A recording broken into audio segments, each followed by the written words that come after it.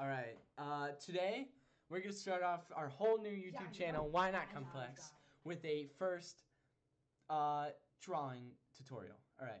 So we're gonna start off by making a curved line. You know, basic. We're gonna start off basic on this channel, and we're gonna work our way to the more advanced strategies of drawing.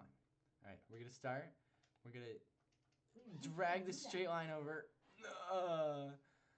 And we're gonna make it that color. That looks good. Oh shoot, that's not straight. We're gonna delete. Oh shoot.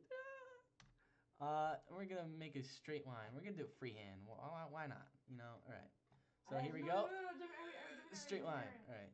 So to be better at drawing straight lines, you just do it slow. You know, slow and steady wins the race, always. Always. When is it not? I don't know. You also need to know where you're starting and where you're finishing, right? Because if you don't, you might curve it a little bit, you know? All right. This has been it for drawing tutorials at Why Not Complex. Remember to subscribe and hit that bell for post notifications. I told you he wasn't. Right? Adios.